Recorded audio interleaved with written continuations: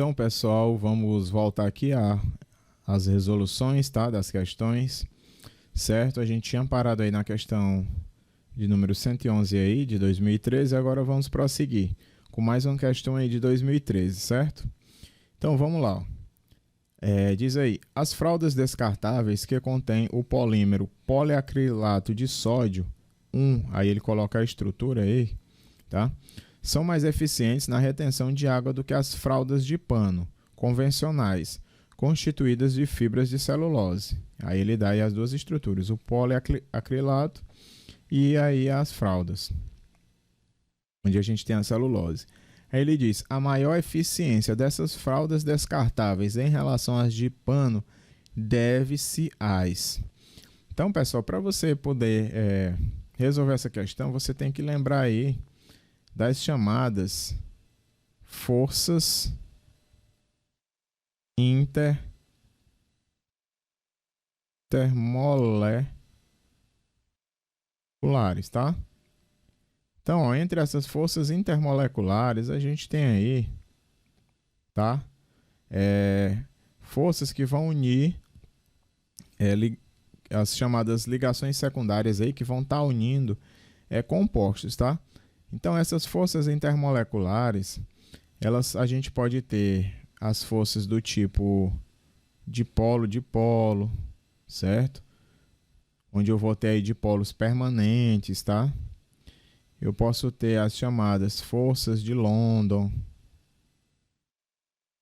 que são os dipolos induzidos, ou também chamados aí de forças de Van der Waals, certo? Dentro dessa dipolo-dipolo, eu ainda posso ter as pontes de hidrogênio, que são mais fortes do que as dipolo-dipolo comum, certo? Eu posso ter interação do tipo íon-dipolo. Então, essas forças, elas vão depender do que a gente está lidando, certo? Então, ó, por exemplo, um dipolo permanente é um composto onde eu vou ter uma separação de cargas, certo? Que ela vai se manter nesse composto, tá? Então, ó, se eu tenho aqui um dipolo permanente, vamos supor, se eu tenho aqui um dipolo permanente, essas cargas elas vão estar realmente separadas, tá? Então, se eu pego dois desses aqui, onde eu tenho essa separação de cargas, aqui vai haver uma interação, certo?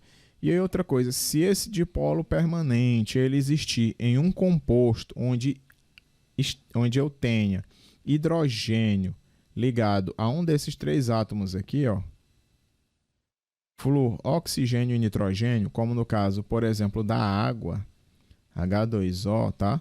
Onde eu tenho aqui um dipolo permanente, onde eu tenho um lado mais positivo e um lado mais negativo, certo?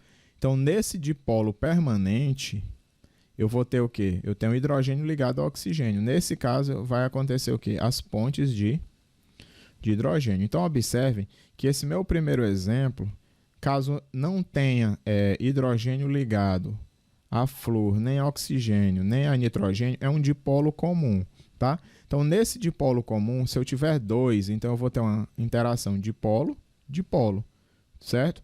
Agora, se eu tiver dipolo, onde eu tenho esse hidrogênio ligado a um desses três átomos, eu vou ter um dipolo mais forte. Esse dipolo mais forte ele faz pontes de hidrogênio, tá? E as interações por pontes de hidrogênio, elas são mais fortes do que as interações dipolo, tá? Além dessas, eu posso ter compostos onde eu não vou ter uma separação de cargas, certo? Então, compostos onde eles naturalmente não têm uma separação de cargas. Só que o que acontece? Os elétrons eles estão aí em constante movimento e vibração, tá? Então, por algum instante, pode acontecer por um instante, certo? Que aqui acabe formando um dipolo. E aí a gente tem o chamado dipolo instantâneo, certo? Esse dipolo instantâneo ele pode induzir um dipolo em outra estrutura, em outro composto aqui do lado, ó. Então, eu vou ter um dipolo instantâneo e um dipolo induzido, tá? Esse tipo de interação aqui que eu vou ter é uma interação bem fraca, certo? Essa interação é o que eu vou chamar aqui de forças de London ou forças de Van der Waals, tá? E esse tipo de interação, ela é o quê? Ela é mais fraca, certo? Do que a interação dipolo-dipolo, que é onde eu tenho os dipolos permanentes, tá? Então, eu vou ter aqui minhas forças de London. E outra coisa que pode acontecer é de você ter um dipolo permanente, certo?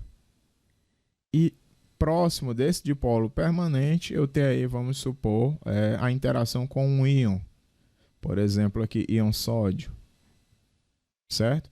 Então, esse tipo de interação que a gente vai ter aqui, tá? É uma interação que é mais forte aí do que as pontes de hidrogênio, tá? Então, aqui eu terei a interação íon-dipolo,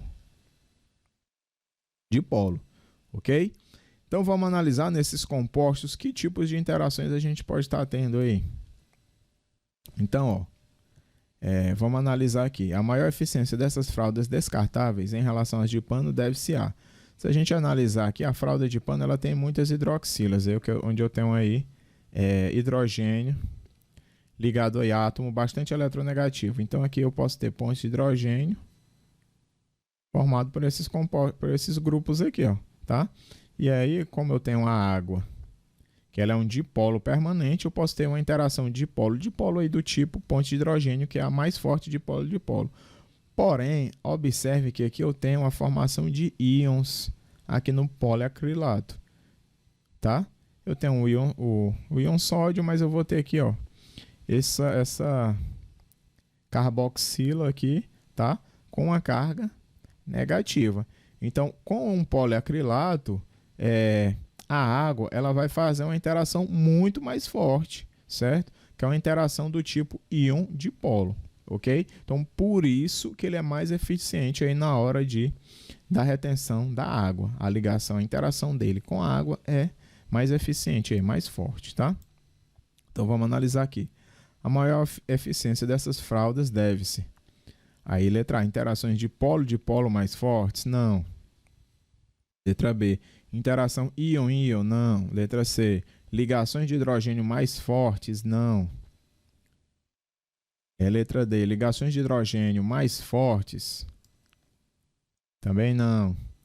Letra E, interação íon-dipolo mais fortes entre o poliacrilato e as moléculas de água em relação às ligações de hidrogênio entre a celulose e as moléculas de água. Então, aí a gente tem a letra E.